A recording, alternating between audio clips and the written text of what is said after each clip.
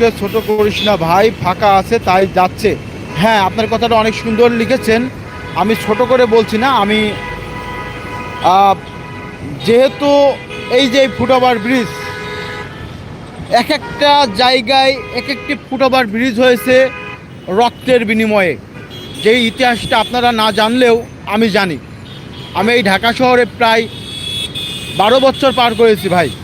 ঠিক সামনে যে বসুন্ধরার যে ফুটওভার ব্রিজটি আপনারা দেখছেন, ওই ফুটওভার ব্রিজ কবে হয়েছে, কেন হয়েছে আমি যদি বলি, সেটা ঠিক নর্থ সাউথ ইউনিভার্সিটির এক ছাত্র অ্যাক্সিডেন্টে মারা যায়। ঠিক তার মারা যাওয়ার পরে পুরা ঢাকা শহর ঠিক এই রাস্তাটি কিন্তু বলকট কর্মসূচি দিয়েছিল ছাত্ররা।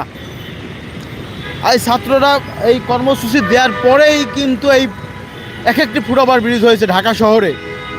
আমি কেন বলছি, আমি বলছি একটাই কারণে, যে অন্ততপক্ষে যারা সিটি কর্পোরেশনের দায়িত্ব আছে, যারা ইতি আছে, তারা জন্য দেখে। কেননা ঠিক এই পাড়ে কিন্তু বিশেষ করে কিন্তু ম্যাক্সিমাম সময় কিন্তু ছোটোখাটো কিন্তু কোনো না কোনো কিন্তু অ্যাক্সিডেন্ট কিন্তু ঘটেই ভাই। কারণ আপনারা দেখতে পাচ্ছেন যে এই যে ফুটওভার ব্রিজ, এই ফুটওভার ব্রিজ কিন্তু এমনি এমনি দেয়নি, অনেক টাকা খরচ করে কিন্তু এই ফুটওভার ব্রিজ দিয়েছে। কিন্তু শুধুমাত্র সামান্য এই যে ব্যারিকেডগুলোর জন্যই কিন্তু মানুষ পারাপার হচ্ছে। এতে কিন্তু বড় ধরনের দুর্ঘটনার সম্মুখীনও কিন্তু মানুষজন হচ্ছে। ঠিক মানুষকে সচেতনার জন্যই কিন্তু আমি এই কথা বলছি, কাউকে ছোটো